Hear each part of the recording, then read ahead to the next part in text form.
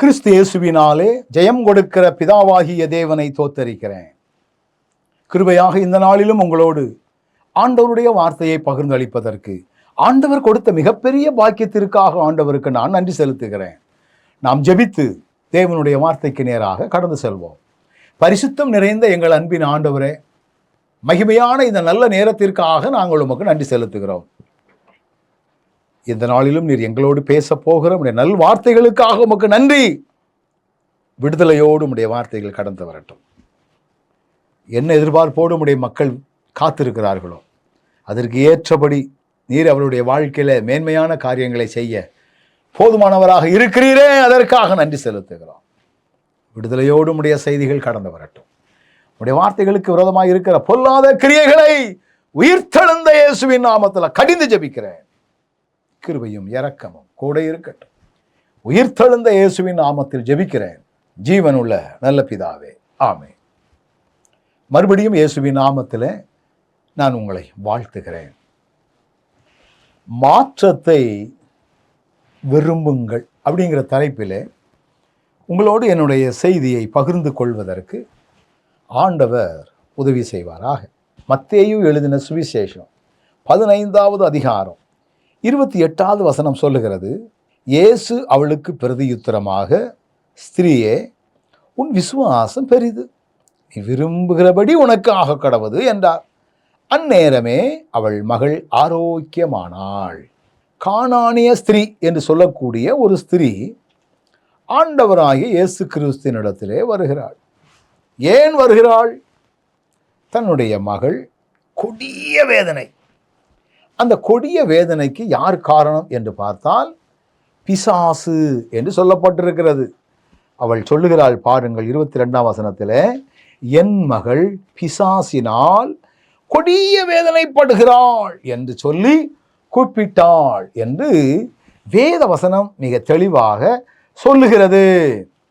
இந்த 22வது வசனத்துல தான் அப்பொழுது அந்த திசைகளில் குடியிருக்கிற கானானிய ஸ்திரீ ஒருத்தி அவரிடத்தில் வந்து, இயேசு கிறிஸ்துவனிடத்திலே வந்த அந்த பெண் கானானிய பெண், அவள் இயேசு கிறிஸ்துவினிடத்தில் ஏன் வரணும் அப்படின்னு கேட்டா, என் வாழ்க்கையில் ஏற்பட்டிருக்கிற, என் மகளினுடைய வாழ்க்கையில் ஏற்பட்டிருக்கிற இந்த கொடிய வேதனைகள், பிசாசின் மூலமாய் கொடிய வேதனைப்பட்டு கொண்டிருக்கிற என்னுடைய மகளினுடைய வாழ்க்கை சரி செய்யப்பட வேண்டும் என்றால், நிவிர்த்தி செய்யப்பட வேண்டும் என்றால் ஆண்டவரால் தான் முடியும், இயேசு கிறிஸ்துவால் தான் முடியும். தன்னுடைய மகளுக்கு இனிமே இப்படிதான் இருக்கும் அப்படின்னு அவள் மெத்தனமா விட்டுறல. பிசாசின் பிடியிலே சிக்கி இருக்கக்கூடிய என்னுடைய மகள் இயேசு கிறிஸ்து அண்டையிலே வந்தால் விடுதலை கிடைக்கும் அப்படிங்கிற ஒரு எண்ணம் அவளுக்கு இருந்துச்சு. அப்போ தன்னுடைய மகள் கொடிய வியாதியிலிருந்து அவள் சுகமடைய வேண்டும் என்கிற ஒரு மாற்றத்தை அவள் விரும்பினாள். இந்த மாற்றத்தை விரும்பினதுனால தான் யாரால் அந்த மாற்றம் தர முடியும், யாரால் அந்த மீட்பை தர முடியும், யாரால் அந்த விடுதலையை தர முடியும், யாரால் அந்த சுகத்தை தர முடியும் அப்படின்னு அவள் யோசித்து பார்க்கிறாள். என அன்பானவர்களே, இன்னைக்கு ஒவ்வொருவரும் ஒவ்வொரு வகையான சூழ்நிலைகளிலே இருந்து கொண்டிருக்கலாம். அன்னைக்கு ஒருத்தர் என்கிட்ட பேசிக்கிட்டு இருந்தார். பிரதர், நான் உங்கள்கிட்ட ஒன்று கேட்பேன், நீங்கள் தப்பாக நினைக்க மாட்டீங்களே அப்படின்னாரு. என்னையா சொல்லுங்க. அவர் எங்களுக்கு இந்த தங்க நகைகளை செஞ்சு தரக்கூடிய ஒரு ஆசாரி, நேர்த்தியாக செய்வார். அவர் கேஷுவலாகவும் பேசுவார். அவர் என்கிட்ட சொன்னார், முந்தியெல்லாம் எங்கள் ஆட்கள் போய் நிற்கிற இடத்துல இப்போ உங்கள் ஆட்கள் போய் நிற்கிறாங்க அப்படின்னாரு. எங்கள் ஆட்கள் உங்கள் ஆட்கள்ங்கிறது ஜாதியை பற்றி அல்ல, நாங்களாம் இந்துக்கள், நாங்கள் போவோம், மாந்திரிகம் செய்யக்கூடிய இடத்துக்கு நாங்கள் போவோம். ஆனால் இப்போ நாங்கள் நிற்கக்கூடிய அதே இடத்துல உங்கள் ஆட்கள் போய் நிற்காங்களே, கிறிஸ்தவங்க போய் நிற்கிறாங்களே அப்படின்னு அவர் சொன்னார். எனக்கு தெரிந்த ஒருவர் ஆண்டவரை ஏற்றுக்கொண்டார். அவர் என்னோடு பேசும் பொழுது, ஆரம்ப காலத்திலெல்லாம் நான் கிறிஸ்துவுக்கு எதிரடையானவன், இயேசுவை ஏற்றுக்கொள்ளாதவன், இயேசுவுக்கு விரோதமானவன், துன்மார்க்கன், இப்போ எங்கள் ஊரில் உள்ள ஒரு பாஸ்டர் என்னை பார்க்கும் போதெல்லாம் இயேசு உன்னை நேசிக்கிறாருன்னு சொல்லுவார். ஆனால் நான் அதுக்கு செவிசாய்க்கவே மாட்டேன். எனக்கு தெரியாதா? ஏன்னா எங்கள் அப்பா ஒரு இந்து தெய்வத்தை வைத்துக்கொண்டு கணக்கு சொல்லுவார். எங்கள் அப்பாவுக்கிட்ட கணக்கு கேட்கறதுக்கு நிறைய கிறிஸ்தவர்கள் வந்து நிற்பாங்க. அவங்களே எங்கள் அப்பா பின்னால நிற்கிறாங்க, பிறகு நம்ம அப்படின்னு எண்ணம். நீங்கள் மாற்றத்தை விரும்பணும் அப்படின்னா இயேசு கிறிஸ்து தான் நமக்கு மாற்றத்தை தர முடியும். இதை தவிர வேறு எங்கே போனாலும் மாற்றத்தை பெற்றுக்கொள்ள முடியாது. நீங்கள் எந்த நிலைமையில இருக்கலாம், எவ்வளவு நெருக்கடியான நிலையில இருக்கலாம், இயலாத நிலையிலே இருக்கலாம், முடியாத நிலையிலே இருக்கலாம், மருத்துவர்களால் கைவிடப்பட்ட நிலையிலே இருக்கலாம். நீங்கள் செய்ய வேண்டியது மாற்றம். என்னுடைய இந்த நிலையிலிருந்து ஒரு மாற்றம் வேண்டும் என்றால், கடன் என்கிற நிர்பந்தமான நிலையிலிருந்து மாற்றம் வர வேண்டும் என்றால், வியாதி என்கிற நிர்பந்தமான நிலையிலிருந்து மாற்றம் வர வேண்டும் என்றால், அல்லது வேறு வகையான தேவைகளை குறித்த ஒரு காரியம் உங்களுக்கு நடக்க வேண்டும் என்றால், உலக பிரகாரமான ஆசீர்வாத குறைவுகள் நமக்குள்ள இருக்கும் என்றால், இதிலே ஒரு மாற்றம் வர வேண்டும் என்றால் மாற்றம் தருபவரிடம் செல்லுங்கள். அதுதான் முக்கியம். இன்னைக்கு அந்த மருத்துவர்கிட்ட போனால் எனக்கு மாற்றம் வந்துடும், இந்த ஊழியக்காரர்கிட்ட போனால் எனக்கு மாற்றம் வந்துடும், அந்த ஊழியக்காரருக்கு காணிக்க அனுப்புனா எனக்கு மாற்றம் வந்துடும். ஏமாந்திர வேண்டாம். மாற்றம் தருகிறவர் நம்முடைய ஆண்டவராகிய இயேசு கிறிஸ்து ஒருவர் தான். இந்த பெண்ணை பாருங்கள், தன்னுடைய மகளுக்கோ கொடிய வேதனை, அதுவும் பிசாசினால் கொடிய வேதனை என்று சொல்லப்பட்டிருக்கிறது. என்ன பண்ற? அவள் செய்த ஒரு காரியம் என்ன? மாற்றம் தரக்கூடிய இயேசு அண்டையிலே வந்தார். எனவேதான் வேதம் சொல்லுகிறது, என் அண்டையிலே வரக்கூடிய எவரையும் நான் திருப்பி அனுப்புகிறது இல்லை. நீங்கள் எந்த மதத்தை சார்ந்தவர்களாக இருந்தால் இருக்கலாம், எந்த நிலையில் உள்ளவர்களாக இருக்கலாம். என்னுடைய தொலைக்காட்சி செய்திகளை பார்த்து நிறைய பேர் எனக்கு ஜெபம் பண்ணுவதற்காக தொலைபேசியில் தொடர்பு கொள்வார்கள். நான் சொல்லுவேன், முதல்ல நீங்க ஜெபம் பண்ணீங்களா? உங்களுக்காக நீங்க ஜெபம் பண்ணீங்களா? உங்க பிள்ளைகளுக்காக நீங்க ஜெபம் பண்ணீங்களா? நீங்க முதல்ல பண்ணுங்கம்மா, நீங்க முதல்ல பண்ணுங்க. எங்களுடைய ஜெபம் எல்லாம் நிரந்தரமான ஒரு விடுதலையை தராது. உங்களுக்காக நீங்கள் ஜெபம் பண்ணுங்க. இன்னைக்கு ஒருவேளை இடைத்தரகர்களை போல செயல்படக்கூடிய மக்கள் பெருகி இருக்கிறதுனால இப்படிப்பட்ட எண்ணங்கள் நிறைய ஆகி போச்சுது. ஒரு நாள் ஒரு அம்மா என்கிட்ட பேசிக்கிட்டு இருந்தாங்க.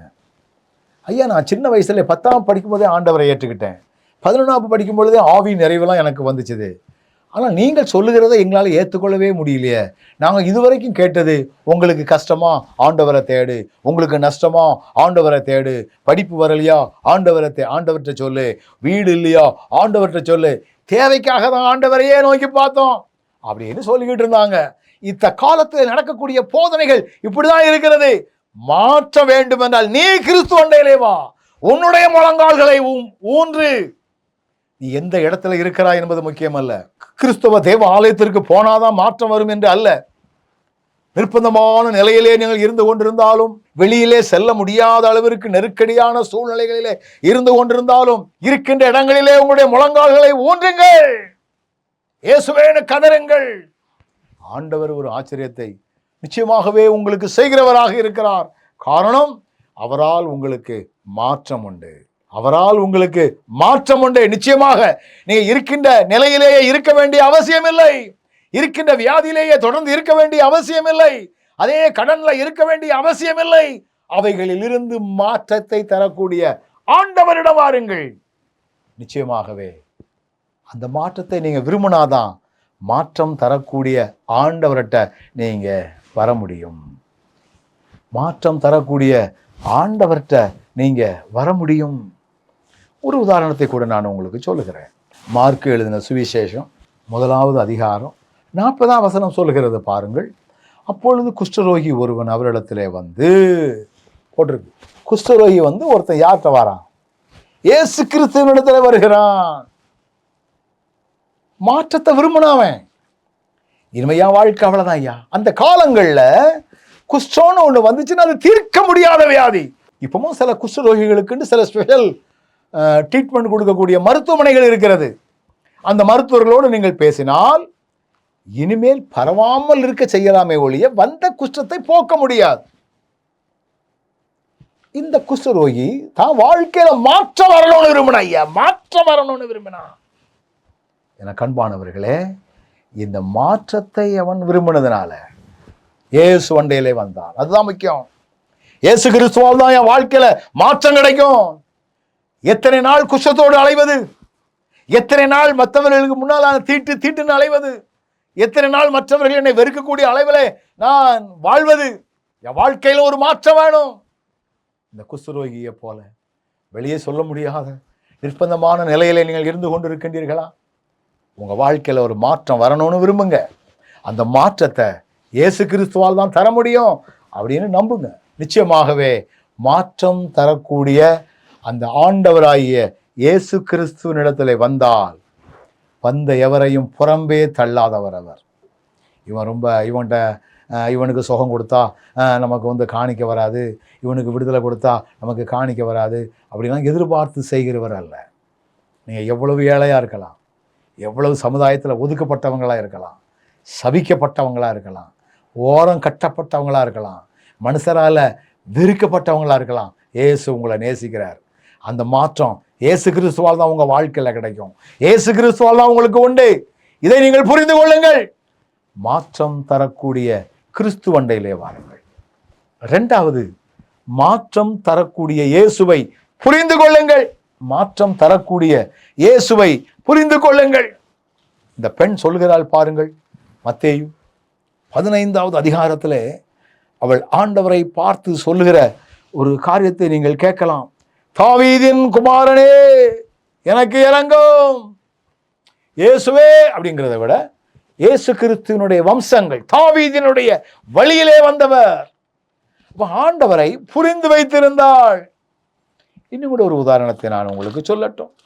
மார்க் எழுதின சுவிசேஷம் 10வது அதிகாரம் 47வது வசனத்திலே கண் தெரியாத மாற்றுத்திறனாளியாகிய பர்த்திமேயு என்று சொல்லக்கூடிய அன்பு சகோதரன் இவ்விதமாக ஜெபிக்கிறார். நசரேயனாகிய இயேசு வருகிறார் என்று கேள்விப்பட்டு, இயேசுவே தாவீதின் குமாரனே எனக்கு இரங்கும். வேதத்திலே ஒரு வசனம் வருகிறது, தேவனை அறிகிற அறிவிலே நாம் விருத்தி அடையணும்.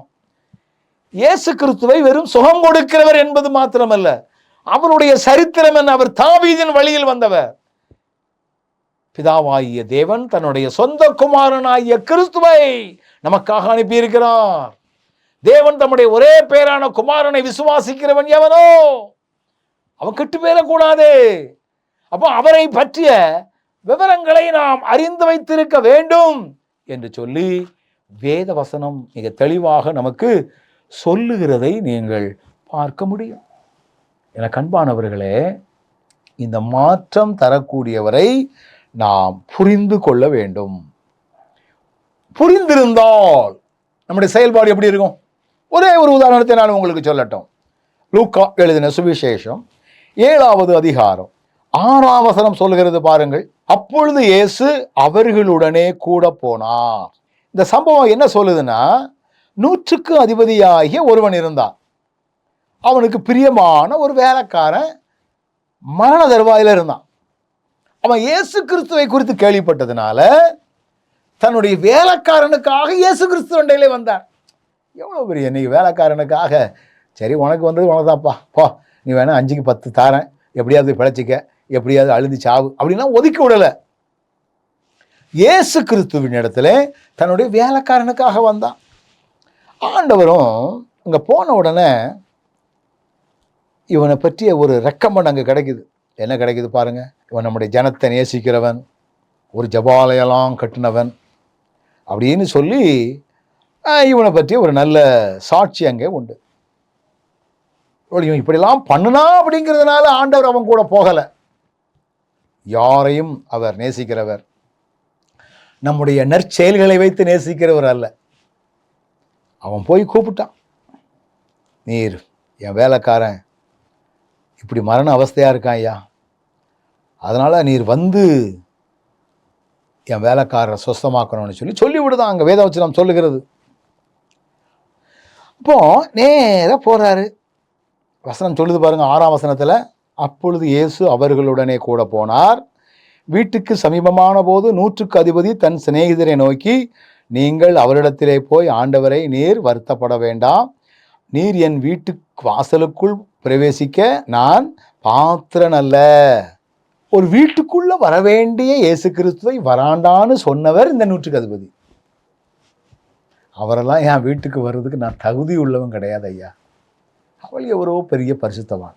இதனுடைய உள்ளான அர்த்தம் என்னன்னா, தான் தகுதி உள்ளவன் அல்ல அப்படிங்கிறது ஒன்றை சொன்னாலும், அடுத்த 7ஆம் வசனத்தை பாருங்கள். நான் உம்மிடத்தில் வரவும் என்னை பாத்திரனாக எண்ணவில்லை. ஒரு வார்த்தை மாத்திரம் சொல்லும், அப்பொழுது என் வேலைக்காரன். ஆண்டவரை புரிந்தபடினால் அவருடைய வார்த்தையினுடைய வல்லமை என்ன? அவர் சொன்னால் சொன்னதுதான். இயற்கைகளை ஆளக்கூடிய அதிகாரம் அவருக்கு உண்டு. அவருடைய வார்த்தை ஒன்று சரியாக புறப்படும் என்றால் அந்த வார்த்தையின் மூலமாகவே ஒரு பெரிய ஆச்சரியம் நடக்கும், அற்புதம் நடக்கும். அப்படி சொல்லிட்டு அவர் ஒரு விளக்கம் கொடுக்காரு பாருங்க. நானே ஒரு அதிகாரத்தில் உள்ள வேலையில் இருக்கேன். ஒருத்தனை போ அப்படின்னா போகிறான், வா அப்படின்னா வாரான்.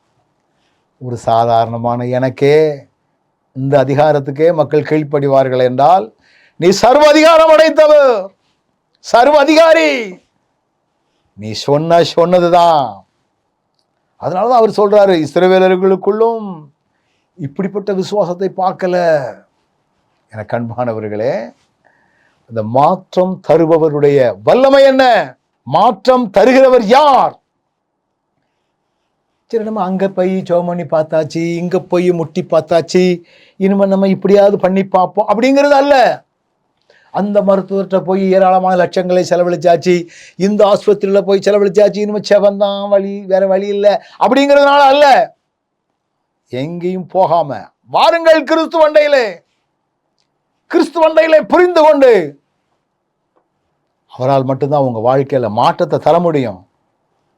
ஏன்னா அவர் சர்வ வல்லமை உள்ளவர், சர்வ அதிகாரி, சர்வ ஞானம் உள்ளவர், நேர்த்தியாய் செய்கிறவர், அற்புதமாய் செய்கிறவர். அதனால அவரால் செய்யக்கூடாத காரியம் ஒன்றுமில்லை. அதனாலதான் பைபிள் சொல்லுது, தேவனால் கூடாத காரியம் ஒன்றுமில்லை. எல்லாம் முடியும், எல்லாம் முடியும்.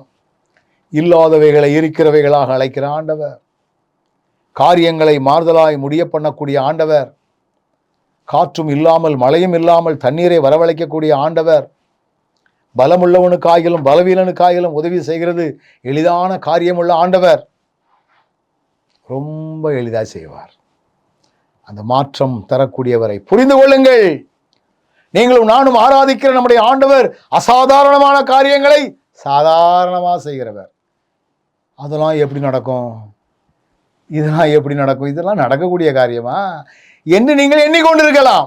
அந்த காரியங்களை கூட ஆச்சரியமாய் நடத்துகிறவர் தான் நம்முடைய ஆண்டவர், நம்முடைய ஆண்டவர். அந்த ஆண்டவரை நீங்கள் புரிந்து கொள்ளுங்கள். இந்த 100க்கு அதிபதி அவருடைய மகத்துவத்தை தெரிந்து வைத்திருந்தான். என் வார்த்தைக்கே இவ்வளவு பேர் கீழ்ப்படிவார்கள் என்றால் நீர் எப்படிப்பட்டவர், எவ்வளவு பெரிய மகான், எவ்வளவு மேலானவர். அப்போ தாவீதின் குமாரனை என்றும் தெரிந்தவர்கள் உண்டு. ஆண்டவருடைய வாயின் வல்லமை, வார்த்தையின் வல்லமை என்ன என்பதையும் புரிந்தவர்கள் உண்டு. கண்பானவர்களே, வேதம் நமக்கு மிக தெளிவாக சொல்கிறது, இந்த மாற்றம் தருபவரிடத்திலே தஞ்சம் புகுங்கள். 3வது, மாற்றம் தருபவரிடத்திலே தஞ்சம் புகுங்கள். முதல் குறிப்பு சொன்ன, மாற்றம் தருபவரிடம் வாருங்கள், மாற்றம் தருபவரை புரிந்து கொள்ளுங்கள், மாற்றம் தருபவரிடத்தில் தஞ்சம் புகுந்து கொள்ளுங்கள். தஞ்சம் என்றால் என்ன? அவரை விட்டா எனக்கு வேற வழி இல்லை, நீர்தான், நீர்தான் ஆண்டவரே. ஒரு உதாரணத்தை நான் உங்களுக்கு சொல்லட்டும்.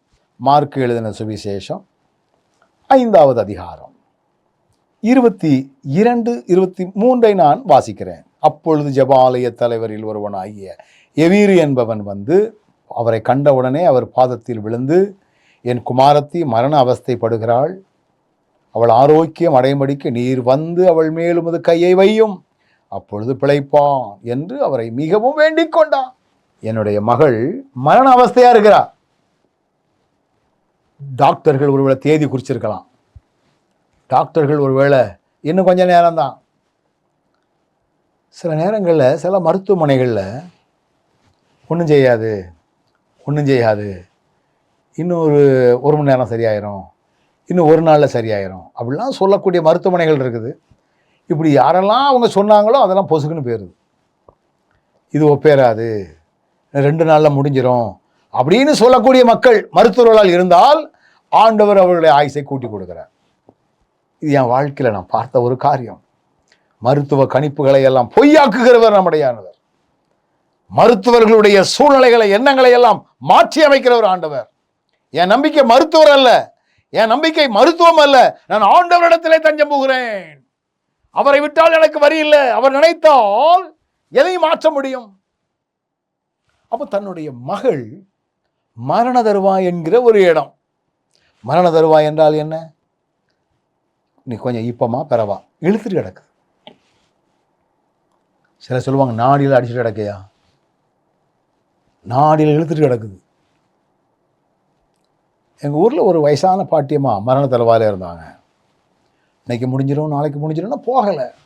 கடைசியில் ஒருத்தர் வந்தார். அந்த அம்மா பத்திரத்தை லேசாக கிழிச்சி கொஞ்சம் மண் எடுத்து அதில் கரைச்சி வாயில் ஊற்றுங்க, ஏன்னா அவங்க நிலம்னா செத்துருவாங்க, அதனால் அதை ஊற்றின உடனே பொசுக்குன்னு போயிட்டு. சில அந்த எப்போ போகுங்கிறத கூட தெரிஞ்சு வச்சுருக்கிறாங்க. ஆனால் இங்கே என்னென்னா மரண அவஸ்தையாக இருக்கிறவள் மாற்றத்தை விரும்பினார். என் மகளினுடைய வாழ்க்கையில மறுவாழ்வு வேண்டும் என்றால் இயேசு கிறிஸ்துவால் மட்டும்தான் முடியும் அப்படின்னு அவர்கிட்ட வந்தாரு. அவர் வந்து என்னுடைய மகளை தொட்டா போதும், என் மகள் பிழைப்பாள் அப்படின்னு ஒரு எண்ணம். எனக்கு அன்பானவர்களே, உங்க குடும்ப சூழ்நிலை என்ன? இதுவரைக்கும் நீங்க உங்க பணத்தை எங்கெல்லாமோ போய் செலவழிச்சிருக்கலாம், எத்தனையோ பேர்கிட்ட போய் கொடுத்து செலவழிச்சிருக்கலாம்.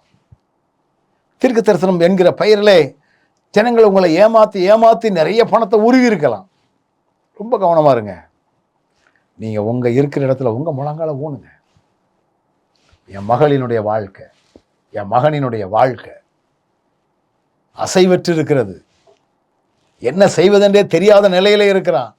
ஒரு மாற்றம் வரணும் ஆண்டவரே, உம்மால முடியும். உம்மை விட்டா எனக்கு வேற வழி இல்லை. நீர் தான் எனக்கு. உம்மிடத்திலே நான் தஞ்சம் புகுறேன். நீர் தான் எனக்கு எல்லாம் செய்யணும் ஆண்டவரே. சரணாகதி அடைந்து விட வேண்டும். உம்மை இல்லாமல் என்னால் ஒன்றுமே கூடாதப்பா. உங்க வாழ்க்கையில என்ன ஒரு மாற்றம் வரனாலும் நீங்கள் ஆண்டவரிடத்துல சரணடையுங்கள். அந்த சரணடைதலை ஆண்டவர் விரும்புகிறார். ஆண்டவரையே அதனால உம்மை உறுதியாய் பற்றி கொண்டவன். என்ன வந்தாலும் சரி அவர் தான் ஐயா, என்ன வந்தாலும் எனக்கு அவர் தான். அவர் நடத்துவார். அவரால் கூடாதவைகள் ஒன்றும் இல்லை. மகிமையாக நடத்துகிறவர், நேர்த்தியாக நடத்துகிறவர், ஆச்சரியமாக நடத்துகிறவர், அற்புதமாக நடத்துகிறவர். முதல்ல உங்க வாழ்க்கையில மாற்றம் வரணும்னு விரும்பணும். எங்க போனா மாற்றம் கிடைக்கும்? மாற்றத்தை தரக்கூடியவர் இயேசு கிறிஸ்து. அவர்கிட்ட வரணும். அந்த இயேசு கிறிஸ்து யார்? அவர் வெறும் கிறிஸ்தவர்களின் தெய்வம் என்று மட்டும் எண்ணிவிடக்கூடாது. அவர்தான் இரட்சகர். அவரை தவிர வேறொரு தேவன் இல்லை. அந்த மாற்றம் தருகிறவராகிய அவரிடத்திலே நாம் அடைக்கலம் புகுந்து கொள்ள வேண்டும். நம்ம இப்ப ஜெபம் பண்ண போறோம். சதனா, யாரெல்லாம் மாற்றத்தை விரும்புகிறீங்களோ என்னோடு இணைந்து ஜெபியுங்கள். இந்த நாள் உங்க வாழ்க்கையினுடைய சூழ்நிலைகளை தலைகளாக மாற்றக்கூடிய ஒரு நாளாக ஏன் ஆண்டவர் செய்யக்கூடாது? கண்களை மூடுவோமா? தேங்க்யூலா. நீங்க எந்த நிலையில இருக்கிறீங்கன்னு எனக்கு தெரியாது. கடன்ல இருக்கிறீங்களா, வியாதியில இருக்கீங்களா, நெருக்கடியில் இருக்கிறீங்களா, எந்த உபத்திரவத்தில் இருக்கிறீங்க எனக்கு தெரியாது. ஆனால் நீங்கள் அந்த மாற்றத்தை, என் நிலைமை இப்படியே இருக்கக்கூடாது ஆண்டவரே, இப்படியே இருக்கக்கூடாது ஆண்டவரே, வெளியே செல்ல முடியாத நிலையில உட்கார்ந்துட்டு இருக்கிறேனே நினைக்கலாம். என் வாழ்க்கையில் ஒரு மாற்றம், என் கணவர் வாழ்க்கையில மாற்றம், என் பிள்ளைகள் வாழ்க்கையில ஒரு மாற்றம். உம்மிடத்துல வருகிறோம் அப்பா.